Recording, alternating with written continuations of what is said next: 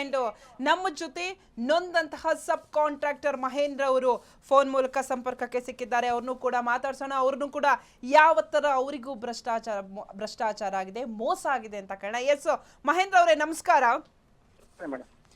Sir. ಎಡಿ ಶ್ರೀನಿವಾಸ್ ನಿಮಗೆ ಮೋಸವನ್ನ ಮಾಡ್ತಾರೆ ಅಂತ ಹೇಳಿ ನೀವು ನಮ್ಮ ಹತ್ರನೇ ಕಣ್ಣೀರನ್ನ ಇಟ್ಟಿದ್ರ. ಏನೆಲ್ಲ ಮೋಸ ಮಾಡಿದ್ರು ಸರ್? ಹೇಗೆ ಫಸ್ಟ್ ಪರಿಚಯ ಆಯ್ತು? ನೀವು ಹೇಗೆ ಮೋಸಕ್ಕೆ ಒಳಗಾದ್ರಿ ಸರ್? ನಿಮ್ಗೆ ಗೊತ್ತೇ ಆಗಿಲ್ವಾ ಅವರು ಮೋಸ ಮಾಡ್ತಿದ್ದಾರೆ ಅಂತ?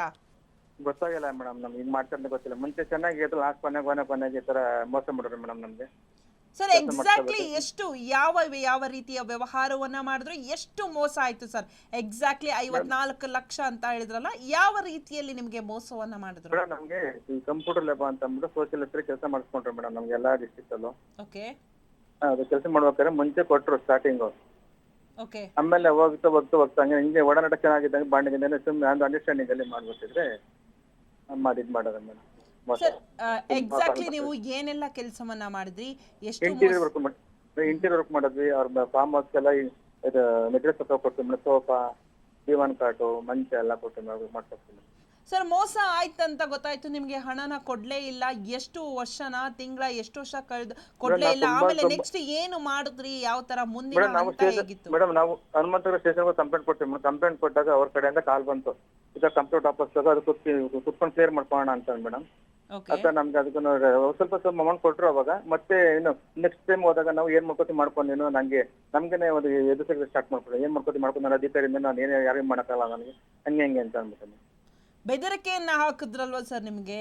ಹೌದು ಮೇಡಮ್. ಯಾರಾದ್ರೂ ಅವರಿಗೆ ಸಪೋರ್ಟ್ ಇದಾರ ಅಥವಾ ದೊಡ್ಡವರು ಏನಾದ್ರು ಅವರ ಸಪೋರ್ಟ್ ಇದಾರ ಅಥವಾ ಅವನಿಗೆ ಏನೋ ಅಹಂಕಾರನ ನಾನು ಸರ್ಕಾರಿ ಅಧಿಕಾರಿ ಅಂತ?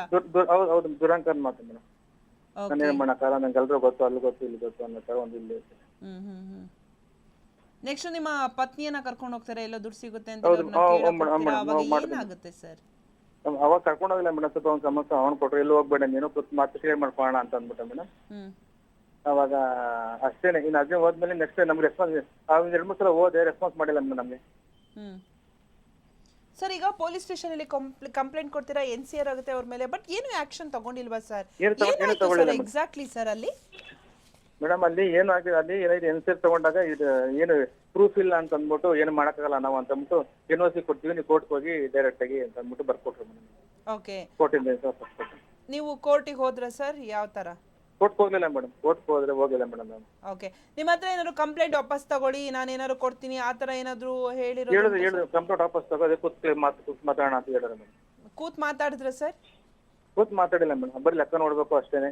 ಕೊಡ್ತೀನಿ ಇದೇ ಡೈಲಾಗ್ ಮೇಡಮ್. ಏನು ಬೇರೆ ಇದೇ ಕೊಡ್ತೀನಿ ಅಷ್ಟೇ.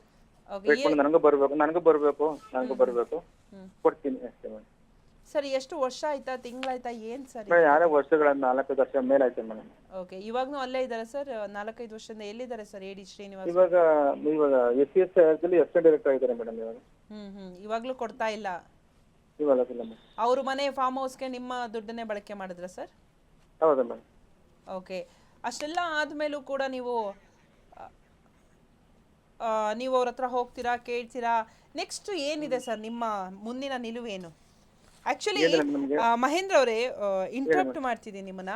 ಶ್ರೀನಿವಾಸ್ ಅವರಿಗೆ ನಾವು ಕಾಲ್ ಅನ್ನ ಮಾಡ್ತಾ ಇದೀವಿ. ಇದೇ ಎಡಿ ಶ್ರೀನಿವಾಸ್ ಅವರಿಗೆ, ಭ್ರಷ್ಟಾಚಾರ ಮಾಡಿರುವಂತಹ ಭ್ರಷ್ಟ ಅಧಿಕಾರಿಗೆ ಕಾಲ್ ಅನ್ನ ಮಾಡಿದ್ರೆ ಕಾಲ್ ಕಟ್ ಮಾಡ್ತಾರೆ, ಕಾಲ್ ರಿಸೀವ್ ಮಾಡಲ್ಲ. ನಾವು ನಮ್ ಕಾಲ ಕಟ್ ಮಾಡ್ತೀವಿ, ನಮ್ ಕಾಲ ಎತ್ತಲ್ಲ ಮೇಡಮ್. ನಾವು ಕಾಲ್ ತುಂಬಾ ಸಲ ಮಾಡಿದ್ದೀನಿ, ಎತ್ತಿಲ್ಲ ಮೇಡಮ್. ನಮ್ ಕಾಲ ಎತ್ತಿಲ್ಲ ಮೇಡಮ್. ಓಕೆ.